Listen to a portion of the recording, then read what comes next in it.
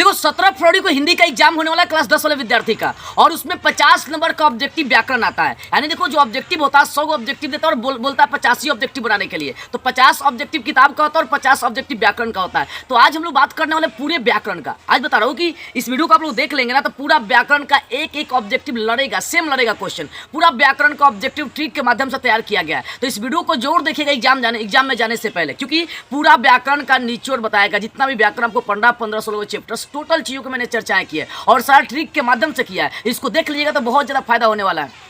देखिए व्याकरण में 15 को चैप्टर पढ़ाएंगे। 15वां चैप्टर लॉजिक के हिसाब से पढ़ना और आता है। सबसे पहले आपको वर्ण विचार पढ़ना है। आता है प्रश्न कि वर्णों की कुल संख्या कितनी होती है? 52 होती है। वर्ण कितने प्रकार के? 2 प्रकार के होते हैं, स्वर वर्ण, व्यंजन वर्ण। ऑब्जेक्टिव आएगा कि वर्ण कितने प्रकार के? 2 प्रकार के, स्वर वर्ण, व्यंजन वर्ण। प्रश्न आ सकता है स्वर वर्ण की संख्या कितनी होती है? 11। प्रश्न आ सकता है व्यंजन वर्ण की संख्या कितनी होती है?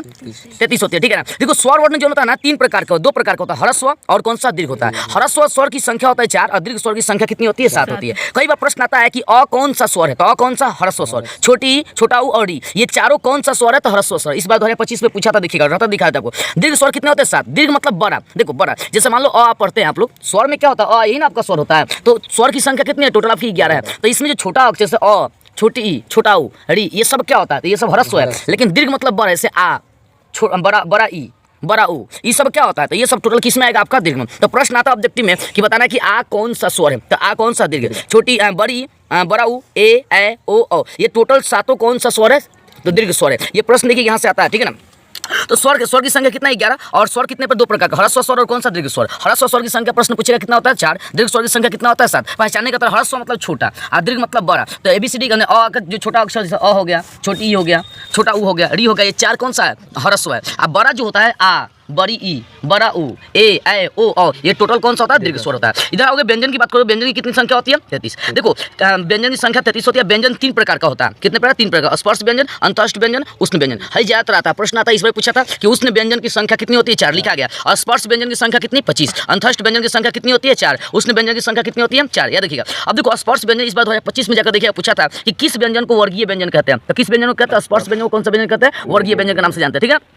अब देखिए कवर्ग, चवर्ग, टवर्ग, टवर्ग, पवर्ग, ये टोटल जो चीज़ें, कवर्ग मतलब कवर्ग, चवर्ग मतलब चौसठ, ये जितना भी होता है कवर्ग से लेकर पवर्ग तक, वो सब कौन सा व्यंजन में आता है? स्पर्श व्यंजन में आता है। कौन सा व्यंजन में? स्पर्श व्यंजन में। ठीक है। प्रश्न ये आता है कि य, र, ल, व, ये टोटल कौन सा व्यंजन? अंतःस्थ व्यंजन। ऑब्जेक्टिव आ सकता है य कौन सा व्यंजन है? तो य कौन सा व्यंजन है? अंतःस्थ व्यंजन। ये चारों कौन सा व्यंजन? अंतःस्थ। और यहाँ पर देखो वही प्रश्न आया था, तालाबे स कौन सा व्यंजन है? तो कौन सा? उष्ण व्यंजन है। ऑब्जेक्टिव में प्रश्न आता है उष्ण व्यंजन की संख्या कितना होता है? 4। प्रश्न यही आ सकता है, पूछा पेट काटवा स कौन सा व्यंजन है? देखो जितना भी तीनों जो स होता है ना, पेट काटवा स, डंटी स, चाहे जो भी ये तालाबे, ये तीनों कौन सा व्यंजन होता है? उष्ण व्यंजन होता है। उष्ण व्यंजन की संख्या कितनी होती है? 4 होती है। ठीक है। अब देखो तो ये मैंने आप लोग बता दिया वर्ण के बारे में। वर्ण के बारे में क्या जाने? वर्ण की कुल संख्या कितनी? वर्ण कितने? 2 प्रकार का, स्वर वर्ण और व्यंजन वर्ण। ठीक है। स्वर वर्ण कितने प्रकार? 2 प्रकार के, ह्रस्व और दीर्घ। ह्रस्व स्वर की संख्या कितनी होती है? 4। दीर्घ स्वर की संख्या कितनी होती है? 7 होती है। व्यंजन वर्ण की संख्या कितनी होती है? 33 होती है। व्यंजन वर्ण कितने? 3 प्रकार, स्पर्श व्यंजन, अंतःस्थ व्यंजन, उष्ण व्यंजन। स्पर्श व्यंजन की संख्या कितनी? 25। अंतःस्थ व्यंजन की संख्या 4। उष्ण व्यंजन की संख्या 4। तालाबे स, डंटी स, पेट काटवा स, डंटी स, ये सब कौन सा व्यंजन है? उष्ण व्यंजन में आता है। किस व्यंजन को वर्गीय व्यंजन कहते हैं? कौन सा? स्पर्श व्यंजन को। ठीक है। आगे देखिए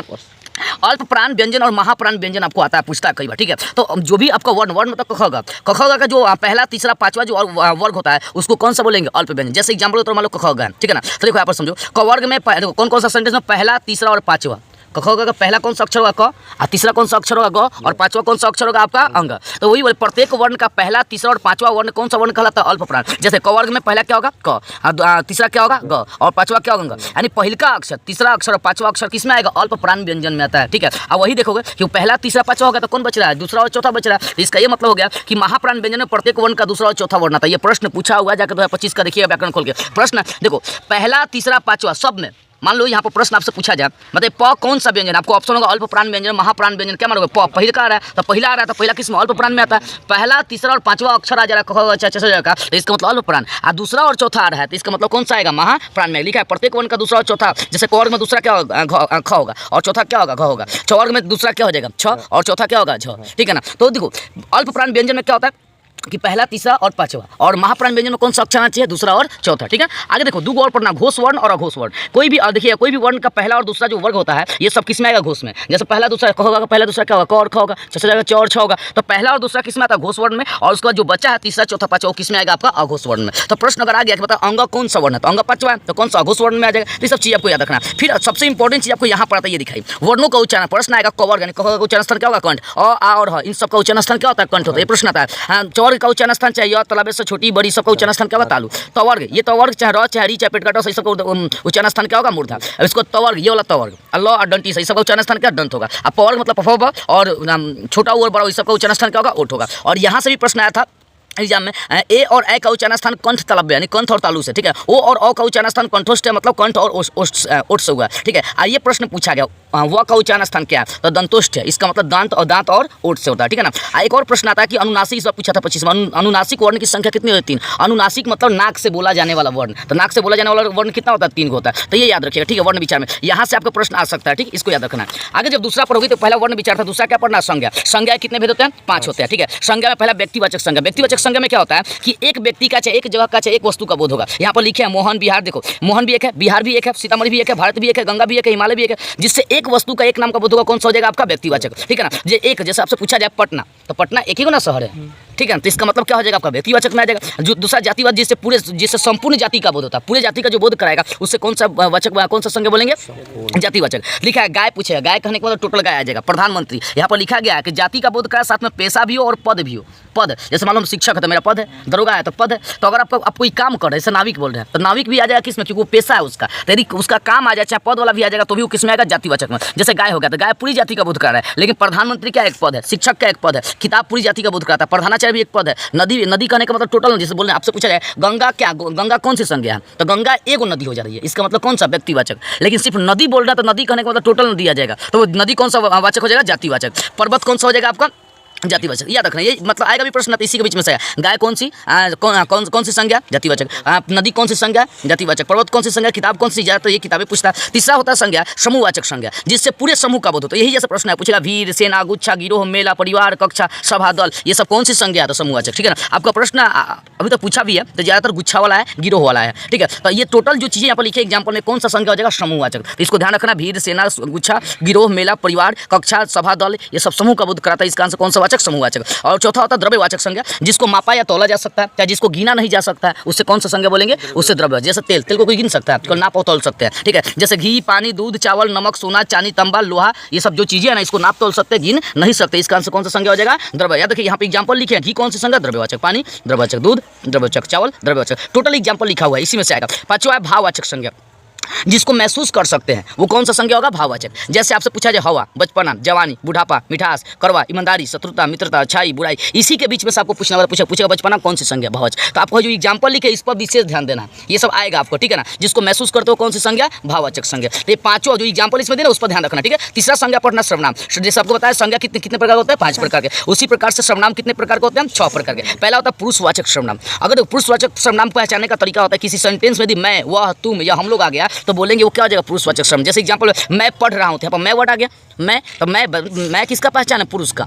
यदि किसी भी सेंटेंस दिया, वाक्य दिया, तो उसमें मैं चाहे वह चाहे तुम चाहे हम लोग आ जाएगा, तो बोलेंगे वो कौन सा सर्वनाम हो गया पुरुषवाचक। दूसरा होता है निश्चयवाचक सर्वनाम। तो निश्चयवाचक सर्वनाम पहचानने का तरीका होता है यह, ये, वे। अगर देखो बोले यह मेरी पुस्तक है, क्या आ गया, यह आ गया, तो ये तरीका याद रखिएगा। यदि किसी भी सर्वनाम यानी किसी भी शब्द के अंदर मैं, वह, तुम, हम लोग आ गया तो पुरुषवाचक। यदि उस सेंटेंस के अंदर यह, ये, वे आ जाएगा तो कौन सा निश्चयवाचक हो जाएगा, ठीक है। तीसरा होता है अनिश्चयवाचक। अनिश्चय मतलब निश्चित नहीं है, निश्चित फिक्स नहीं है। जैसे कोई आया है, तो कोई आया, आप निश्चित नहीं है कौन आया है, बोल रहे हैं कोई आया है तो कंफर्म नहीं कि पापा है कि मम्मी है, तो जहाँ निश्चित नहीं होता कोई, कुछ, किसी आ जाएगा तो बोलेंगे अनिश्चयवाचक। जैसे यहाँ पर कोई आया है, कुछ लोग आया है, तो कुछ लोगों में कोई कंफर्म नहीं कि कौन आया होगा, ठीक है ना। तो जहाँ पर निश्चित नहीं हो तो किस में आ जाएगा अनिश्चय में। तो किसी सेंटेंस में कोई, कुछ, किसी आ जाएगा तो बोलेंगे कौन सा वाचक हो जाएगा सर्वनाम, अनिश्चयवाचक सर्वनाम होगा। संबंध में क्या होता है जो, सो, जिसका, जिसकी, ये सब वजह से जो जागेगा सो पाएगा, जो खेलेगा सो जीतेगा। तो जहाँ पर आ गया ना सेंटेंस संबंध को दर्शाए, वो जैसे यहाँ पर एग्जांपल जो, यहाँ पर देखो जो करेगा सो भरेगा, तो यहाँ पर सेंटेंस जो करेगा, जो सेंटेंस के अंदर जो या सो चाहे जिसका, जिसकी, जिससे आ गया, तो इसका मतलब कौन सा वाक्य हो जाएगा, वो कौन सा सर्वनाम संबंधवाचक सर्वनाम हो जाएगा, ठीक है। जैसे यहाँ पर देखो जो करेगा सो भरेगा, ये प्रश्न आ सकता है। जो करेगा देखो ज्यादातर आपको अनिश्चय से आ सकता है, प्रश्नवाचक से आ सकता है, संबंध से आ सकता है, निजवाचक से आ सकता है, ये 2-3 को आपको ज्यादातर आता है, ठीक है ना। तो याद रखना आपको जो करेगा सो भरेगा, तो यहाँ पर जो और सो आ गया, इसका मतलब कौन सा संबंध में आ जाएगा, जिसकी लाठी उसकी भैया, जिसकी सेंटेंस आगे लिखा था जिसकी चाहे जिसे आ जाएगा तो कौन सा सर्वनाम हो जाएगा संबंधवाचक सर्वनाम हो जाएगा। और अंतिम होता है 5वां होता है प्रश्नवाचक सर्वनाम। इसमें प्रश्न होना चाहिए, जैसे तुमने क्या खाया, तो प्रश्न जवाब देना पड़ेगा। तो देखो यहाँ पर इसका पहचान क्या है, इसका पहचान है क्या, कौन, कैसे, क्यों, कब, कहाँ, ये सब आ जाएगा ना, तो इसका मतलब क्या हो जाएगा, वो प्रश्नवाचक में आ जाएगा। ठीक है, जैसे क्या तुम पढ़ोगे, तो पूछा क्या तुम पढ़ोगे, इसका जवाब देना होगा, वह कौन है। तो जहाँ प्रश्नवाचक चिन्ह आ जाएगा उसे कौन सा प्रश्नवाचक सर्वनाम बोलेंगे। छठा होता है निजवाचक। निजवाचक में स्वयं दर्शाना होता है, मैं खुद चला जाऊँगा, तो यहाँ खुद आ गया, खुद काम कर रहा होता है, कौन सा आ जाएगा, निजवाचक में चलाएगा। ठीक है, तो निजवाचक का पहचानने का तरीका आप ही स्वयं खुद से, जैसे मैं स्वयं चला जाऊँगा, मैं अपना काम आप ही कर लूँगा, तो यहाँ स्वयं दर्शा रहा है कि मैं अपना काम खत्म करूँ, इसका मतलब कौन सा सर्वनाम आएगा, निजवाचक में। ठीक है, और पूछेगा कुल सर्वनाम की संख्या कितना होता है, 11, टोटल सर्वनाम कितने होते हैं, 11 होते हैं। तो ये आपको लॉजिक से याद रखना। ठीक है, आगे देखिए तीसरा हो गया ना। चौथा आपको पढ़ना है काल। तो काल का सिर्फ नंबर आता है। काल कितने प्रकार होता है, 3 प्रकार के, वर्तमान काल, भूतकाल, भविष्य काल। और वर्तमान काल पहचानने का तरीका क्या होता है, जिसके अंत में है हूँ आ जाए, जैसे राम खाता है, राम पढ़ता है, मैं और तुम कल बाजार गए थे, नहीं, अंत में यदि आपका अंत में है हूँ हो आ गया, जैसे यहाँ पर अंतिम सेंटेंस देखना है, तो वो आपका वर्तमान काल में, और जिसके अंत में था, थे, थी, या, बड़ी, ई आ गया, तो इसका मतलब कौन सा काल में आ जाएगा, भूतकाल में। जैसे मैं जाता था, राम ने खाया, अंत में या आ गया कि नहीं आ गया। तो ये लॉजिक है आपको। ठीक है, जो बीत जाएगा भूतकाल, और जो होने वाला वो कौन सा, भविष्य काल। और वर्तमान काल अभी चल रहा है, मैं पढ़ रहा हूँ, मैं जा रहा हूँ, मैं खेल रहा हूँ, तो अंत में हाँ हूँ आ रहा है, ये सब चीज़ें, तो वर्तमान काल। भूतकाल पहचानने का तरीका क्या, प्रश्न आता है, जैसे पूछेगा राम ने रावण को मारा, वहाँ पर अंत में क्या निकल रहा है, राम ने रावण को मारा, अभी नहीं पहले ही मार दिया था राम ने रावण को, तो इसका मतलब कौन सा काल में आता है पहचानने के लिए। देखिए अब भविष्य काल का पहचान गा गेगी, जैसे मैं पढ़ूंगा, वह कल पटना जाएगा, तो अंत में गा रहा है, तो इसका मतलब कौन सा काल मानेंगे, भविष्य काल। यहाँ से एक प्रश्न आपका बनेगा। ठीक है, पांचवा होता है लिंग पढ़ना है। लिंग कितने प्रकार का होता है हिंदी में, यानी देखिए हिंदी में लिंग 2 प्रकार का होता है। ठीक है, पुल्लिंग और स्त्रीलिंग। तो इसका परिभाषा नहीं बताइए, लिख दिया हूँ कि ये सब कौन सी, ये सब तो इसी के बीच में से लिंग वाला आएगा, कंफर्म देखिएगा। ठीक है, देवता, नायक, कुहासा, गुस्सा, अदरक, सागर, जल, विवाह, जुर्माना, आचरण, धन, रुपया, धन, लोहा, चश्मा, देश, गेहूं, दही, बुढ़ापा, छत्रसाल, अनुभव, भवन, चाय, नगर, रविवार, समाज, वन, फल, धर्म। ये टोटल जो सेंटेंस लिखे क्या पुल्लिंग है, एग्जाम में अगर आना भी होगा तो इसी के बीच में से इसको रिवाइज करते हैं। स्त्रीलिंग जो होता है, जैसे शिक्षा, कक्षा, दया, मया, क्षमा, लज्जा, कृपा, शोभा, सभा, नदी, हिंदी, आत्मा, प्रतिज्ञा, सुबह, मुसीबत, यात्रा, चौक। ये जो टोटल सेंटेंस लिखे क्या है, आपका स्त्रीलिंग है। तो इस सेंटेंस को आपको देखना, रिवाइज करते हैं कि हाँ ये चीज़ें स्त्रीलिंग है, पुल्लिंग है। ठीक है, इस चीज़ को ध्यान रखना। फिर छठा आपको पढ़ना समास। समास जो होता है पूछेगा 2 पदों का योग किसमें होता है, तो 2 पदों का योग पूछा, इसी का आंसर लिखिए। यह 2 पदों का योग था, पूछेगा 2 पदों का योग किसमें होता था, क्या मारेंगे, समास में। क्या मारेंगे सनी, समास में मारेंगे। समास के कितने होते हैं, 6। पहला होता है द्वंद्व समास। तो द्वंद्व समास पहचानने का तरीका होता है बीच में डैश लगा होना चाहिए, या तो विपरीत शब्द होना चाहिए जहाँ से संबंध लिखे। लिखिए पहचान का तरीका क्या है, डैश। ठीक है, विपरीत मतलब उल्टा शब्द, विलोम शब्द होना चाहिए। जैसे माता का उल्टा क्या होगा, पिता। देखो ना, दूध, माता पिता के बीच में डैश लगा, भाई बहन के बीच में डैश लगा, आर पार के बीच में डैश लगा, लुका छुपी के बीच में डैश लगा, रात दिन के बीच में डैश लगा हुआ है, तो आगे पीछे के बीच में डैश लगा, डाल। जब डैश लग जाएगा ना, तो इसका मतलब कौन सा समास हो जाएगा, द्वंद्व समास हो जाएगा, ध्यान रखना। और दूसरा होता है, ये देखो एग्जाम में आना भी होगा तो इसी के बीच में ऐसे आएगा। अब प्रश्न पूछेगा भाई बहन कौन सा समास है, तो क्या मानेंगे, द्वंद्व। लिख दिए एग्जाम्पल, इसी के बीच में से आपका आएगा, कंफर्म जानिएगा एकदम। दूसरा होता है द्विगु समास। द्विगु समास किसका बोध कराता है, संख्या का बोध कराएगा। जहाँ संख्या का बोध होगा उससे क्या बोलेंगे, द्विगु समास कहेंगे। जैसे आप त्रिभुज, देखो त्रिभुज, चतुर्भुज, पंचपात्र, सप्तमंजिल, त्रिभुवन, इसमें देखो त्रिभुज में त्रि आ रहा है, चतुर्भुज में चतुर आ रहा है, पंचपात्र में पंच आ रहा है, सप्तमंजिल में आपका 7 आ रहा है, त्रिभुवन में 3 आ रहा है, सप्तद्वीपीय में आपका 7 आ रहा है, नवरत्न में 9 आ रहा है, चौराहा में 4 आ रहा है, छमाही में 6 आ रहा है, तिमाही में 3 आ रहा है, त्रिलोकी में 3 आ रहा है, पंचवटी में 5 आ रहा है, दोपहर में 2 आ रहा है। तो यहाँ जहाँ संख्या का बोध होगा वो सब क्या आएगा आपका द्विगु। अगर एग्जाम में पूछना भी होगा समास एकदम इसी के बीच में से आएगा, इससे हट के आने वाला नहीं है। ठीक है, ये दूसरा प्रकार था। तीसरा प्रकार देखते हैं। समास का तीसरा प्रकार होता है बहुव्रीहि समास, जिसका अर्थ निकलेगा उससे क्या बोलेंगे, बहुव्रीहि समास। जैसे यहाँ पर देखो गजानन, तो गजानन का अर्थ क्या निकलता है, गणेश जी। यहाँ पर देखो गिरिधर, नीलकंठ, दशानन, दशमुख, लंबोदर, चक्रपाणी, पीताम्बर, चंद्रशेखर, चतुरानंद, वीणापानी, चंद्रमौली, इन सब का अर्थ निकलता है कौन सा समास, बहुव्रीहि। और एग्जाम में बहुव्रीहि से प्रश्न आएगा ऑब्जेक्टिव, तो इसी के बीच में से आएगा, एकदम फालतू क्वेश्चन नहीं आएगा आप लोग का, ध्यान रखना। तत्पुरुष समास को पहचानने का तरीका जहाँ से पुरुष का अर्थ निकले। ठीक है, तो विद्यालय, शिवालय, कन्यादान। जैसे विद्यालय कौन जाएगा, पुरुष जाएगा। शिवालय, शिव के घर में कौन जाएगा, पुरुष जाएगा। कन्यादान कौन करेगा, पुरुष करेगा। सेनापति कौन बनेगा, पुरुष। तो पहचानना जहाँ से पुरुष का अर्थ निकलता है। देखना विद्यालय, शिवालय, कन्यादान, सेनापति, यज्ञशाला, बैलगाड़ी, राजकुमार, गुरु दक्षिणा, रसोई घर, वनमानुष, आनंदमय, कवि श्रेष्ठ, गिरहकट। ये टोटल सेंटेंस कौन सा समास है, तत्पुरुष है। एग्जाम में आना भी होगा तो यहीं से आएगा, बाहर से नहीं आएगा। विवेक दिख रहा है। पांचवा अव्ययी भाव समास। ये तो 4 को आप लोग पहले से समझे, हई 2 को समझिएगा, इंपॉर्टेंट है। अव्ययी भाव समास पहचानने का तरीका है, कोई भी सेंटेंस दे रहा है उसके शुरू में प्रति, यथा, चाहे भर या बे, चाहे आ जुड़ा होगा तो उससे बोलेंगे कौन सा अव्ययी भाव समास। या चाहे 2 सेंटेंस सेम हो, उसके बीच में डैश लगा, सेम धीरे धीरे। दोनों सेंटेंस कौन सा है, सेम है, आगे आगे पीछे पीछे। जब 2 सेंटेंस सेम होगा, बीच में डैश लगा होगा, तो उससे कौन सा समास बोलते हैं, अव्ययी भाव। याद है, किसी भी सेंटेंस में यदि प्रति जुड़ा है, यथा जुड़ा है, भर जो शुरू में जुड़ा है, तो उससे हम लोग क्या बोलेंगे, उसे बोलेंगे अव्ययी भाव समास। जैसे यहाँ पर देखो यथा समय, इसमें क्या जुड़ा है, यथा। प्रतिमा में क्या जुड़ा है, प्रति। होता है ना कि सेंटेंस में प्रति जुड़ा होगा, या यथा जुड़ा होगा, चाहे भर जुड़ा होगा, चाहे बे जुड़ा होगा, चाहे आ जुड़ा होगा, ये टोटल जो चीजें जुड़ा होगा ना, तो उससे कौन सा समास बोलेंगे, उसे बोलेंगे अव्ययी भाव समास, अव्ययी भाव समास बोलेंगे। तो देखो धीरे धीरे आगे आगे, रात सेम सेंटेंस है, देखो धीरे धीरे सेम सेंटेंस है, आगे आगे यहाँ पर लिखे, या सेम सेंटेंस जब सेम होगा तो इसका मतलब किसमें आ जाएगा, अव्ययी भाव समास में। यहीं से सबसे ज्यादा प्रश्न आपको आता है अव्ययी भाव से। तो अगर एग्जाम में आना भी होगा तो यही ऐसा आएगा, अव्ययी भाव से। तो याद करना है इसको बस। धीरे धीरे आगे आगे रात रात प्रतिदिन यथाशीघ्र यथासंभव प्रतिमाह भरपेट यथासंभव बेफायदा बेईमान आजीवन यथासंभव आजन्म। ये टोटल जो सेंटेंस है कौन सा समास है? अव्ययभाव समास है। छठा समास होता है कर्मधारय समास। कर्मधारय समास में क्या होता है कि इसमें केस समान दिखाया जाता है। तो आपको वही याद नहीं करना, आपको इतना सेंटेंस रहेगा एग्जाम में इसी में से आएगा। कमल नयन, काली मिर्च, नवयुवक, चंद्रमुखी, महात्मा, नीलकमल, परमेश्वर, घनश्याम। टोटल सेंटेंस कौन सा समास है? कर्मधारय समास है। तो जो हम सेंटेंस लिखे ना उसी को रिवाइज करते रहेगा, उसी के बीच में से आएगा। सातों आपको पढ़ना उपसर्ग। तो उपसर्ग थोड़ा सा चर्चा करते हैं। उपसर्ग जितना लिखे ना 3 नंबर का उपसर्ग कंफर्म आ रहा है हमेशा, ठीक है। तो जितना उपसर्ग लिखे उसी के बीच में से आपका उपसर्ग सेम सेंटेंस मिलेगा। आपको पहचाना उपसर्ग लिखेंगे यह शब्द के पहले आकर जुड़ता है। उपसर्ग कहाँ जुड़ेगा? शब्द के पहले आकर जुड़ेगा। जैसे देखो यहाँ पर पहले का उपसर्ग लिखा अधि, तो पूछेंगे अधिपति में कौन सा उपसर्ग है? अधि। पूछेंगे अधिनायक, देखो यहाँ पर देखो अधिपति में कौन सा उपसर्ग? अधि। अधिनायक में कौन सा उपसर्ग? अधि। अधिनायक में दो बार लिखा, अधिनायक में अधि। अधिकार में भी कौन सा उपसर्ग? अधि। उपसर्ग शब्द के पहले जुड़ा होता है। कहाँ जुड़ा होता है? शब्द के पहले। मान लो यहाँ बोले अभिनेता, तो अभिनेता में कौन सा उपसर्ग लिखा? अभी। अभिलाषा में भी कौन सा उपसर्ग? अभी। अभिमान में भी कौन सा उपसर्ग? अभी। अभिव्यक्ति में कौन सा उपसर्ग? अभी। अभियोजन में कौन सा उपसर्ग? अभी। यहाँ पर लिखे है ना, देखो। और जैसे यहाँ पूछे अवलंब में कौन सा? तो अ उपसर्ग। अवनत में कौन सा उपसर्ग? अ। अवतार में कौन सा? अ। अवज्ञा में कौन सा? अ। अवगुण में कौन सा? अ। अवसान में कौन सा? अ। जैसे आपसे पूछा अत्यंत में कौन सा उपसर्ग होता है? तो अति होता है। अतिरिक्त में क्या हो जाएगा? अति।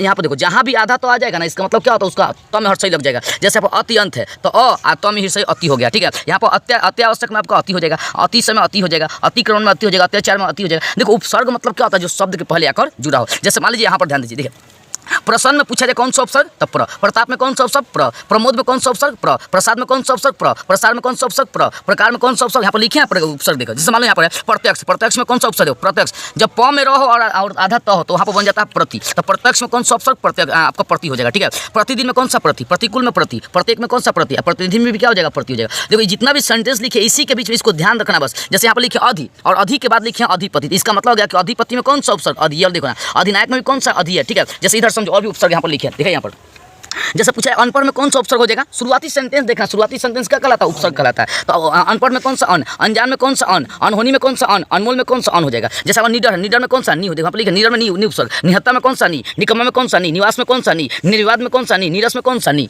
तो देखो उपसर्ग मतलब समझ में आ रहा है, शब्द के कहाँ ढूंढना है? पहले। यहाँ पर सारा लिखा एग्जाम में आएगा ना, इसी के बीच में से आएगा। जैसे यहाँ पर समझो बेईमान में पूछे कौन सा उपसर्ग आया है कई बार, तो बेईमान में कौन सा उपसर्ग? बे। यहाँ पर लिखा है। जैसे आलस्य में कौन सा उपसर्ग? आ। जैसे आजन्म में कौन सा उपसर्ग? आ। जैसे असंभव में कौन सा उपसर्ग? आ हो जाएगा। अज्ञान में कौन सा उपसर्ग? अ। संतोष में पूछेगा तो संतोष बताए थे जब बुंदा होता है तो उसको उच्चारण आधा मनी करते हैं। देखो यहाँ से प्रश्न आपको आएगा। संतोष में हो जाएगा सम, ठीक है ना। संकल्प में भी क्या होगा? सम। संगम में भी क्या हो जाएगा? सम। संग्रह में भी क्या हो जाएगा? सम। संयोग में भी क्या हो जाएगा? सम। संस्कार में भी क्या हो जाएगा? सम। तो ध्यान रखना, यही जैसा आपके एग्जाम में ना तो उपसर्ग देख लीजिएगा, ठीक है। उसका 3 नंबर क्या आएगा? उसका 8वां प्रत्यय। प्रत्यय प्रत्यय प्रत्यय जो शब्द का उपसर्ग शब्द के पहले जुड़ता है और प्रत्यय शब्द के कहाँ जुड़ता है? अंत में जुड़ता है। तो अब जो है ना अंत में देखना, जैसे आपसे जैसे 1 नंबर प्रत्यय लिखिए हार, हार प्रत्यय ये कहाँ होता है? देखिए होनहार, तो यहाँ अंत में क्या निकला है? हार। पालनहार में अंत में क्या निकला? हार।